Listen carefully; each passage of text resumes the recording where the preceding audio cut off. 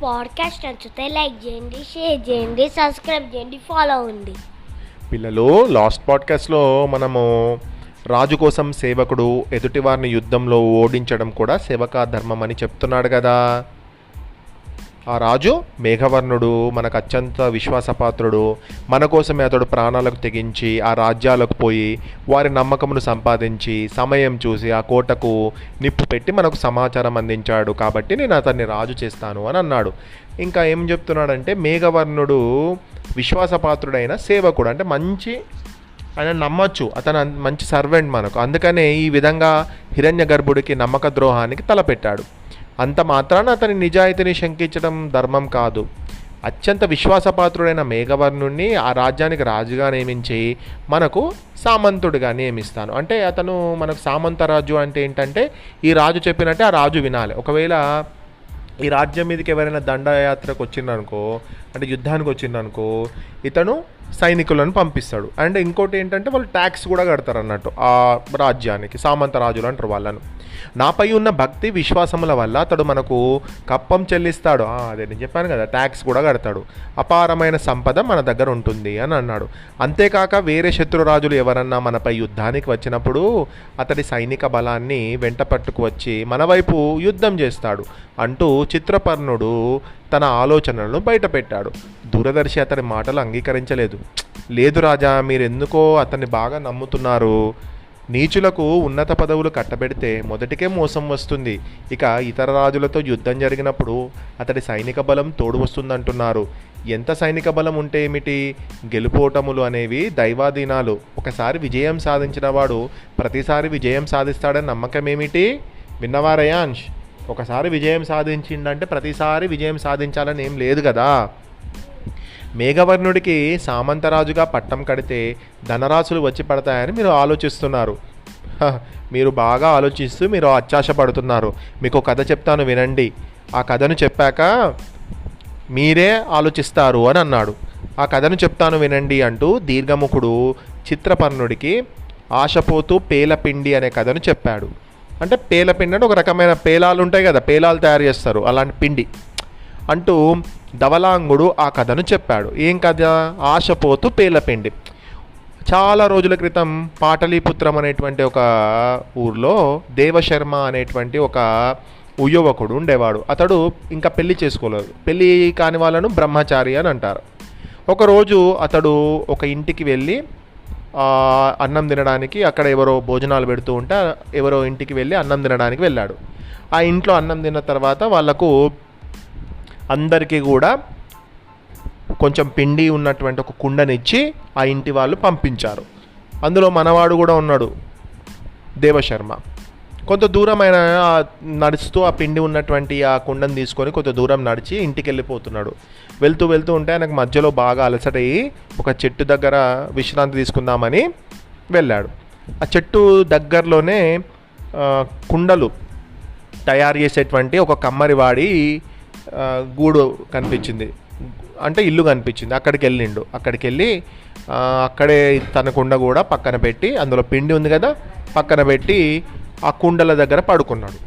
అతనికి కళలు వస్తున్నాయి. ఏం కళలు వస్తున్నాయి అంటే, ఈ కుండను అమ్ముతా, నేను ఈ కుండను అమ్ముతా నాకు డబ్బులు వస్తాయి, ఆ డబ్బులను తీసుకొని నేను మంచి పెద్ద ఇల్లు కొంటా, తర్వాత పెద్ద ఇంట్లో నేను నా భార్య ఉంటా, నా కొడుకు బాగా గొడవలు చేస్తూ ఉంటే మా భార్య వాణ్ణి తిడుతూ ఉంటుంది, అప్పుడు నేను కర్ర తీసుకొని ఒక్కసారి నా కొడుకుని కొడతాను అని తన చేతిలో ఉన్న కర్రను తీసుకొని నిజంగా ఆ కుండలను కొట్టాడు.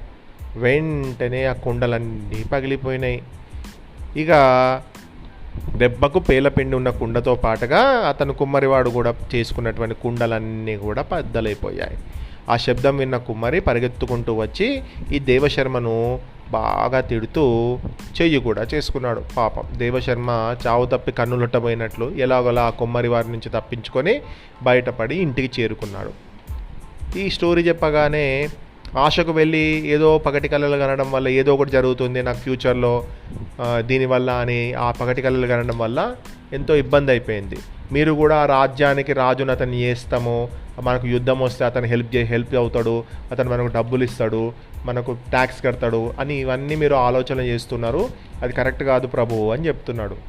ఇప్పుడు ఏమన్నాడట ఆయన కూడా, ధవలాంగా ఈ కథ విన్న తర్వాత చిత్రపర్ణుడు దూరదర్శితో ఏ విధంగా సమాధానం చెప్పాడు అంటూ అతన్ని ప్రశ్నించాడు హిరణ్యగర్భుడు.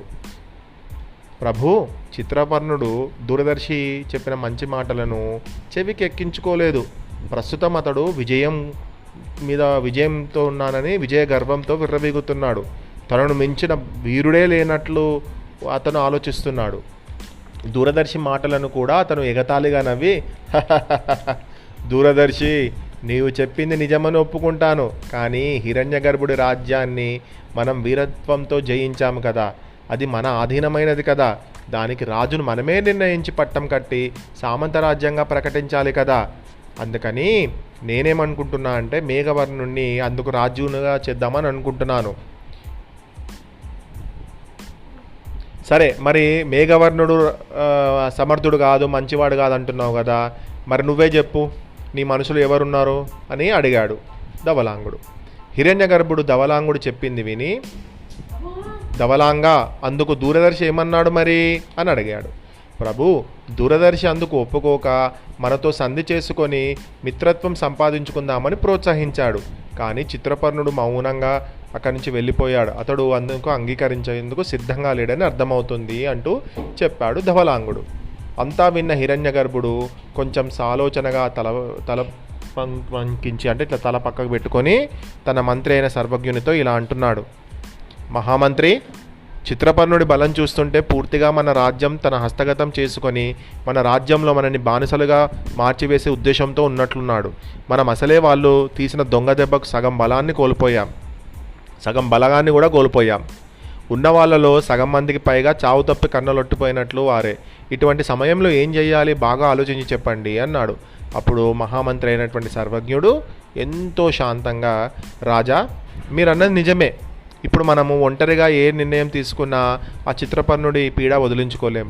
ఇప్పుడు మనకు ఆ చిత్రపర్ణుడికి తగ్గ బలవంతుని సహాయం అవసరం. అందుకని సింహళ రాజుకు జరిగిన విషయాలన్నీ తెలుపుతూ ఒక లేఖను రాసి అతని సహాయము మనము అడగడం మంచి మార్గం అంటూ సలహా ఇచ్చాడు.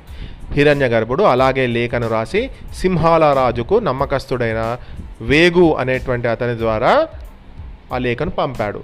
మరి హిరణ్యగర్భుడు పంపినటువంటి ఆ లేఖను సింహళ రాజుకి దగ్గరికి వెళ్ళిందా? మరి ఆ లేఖను చదివినటువంటి సింహళ రాజు నిజంగానే ఇతనికి సహాయపడిందా అనేది నెక్స్ట్ పాడ్కాస్ట్లో విందాం.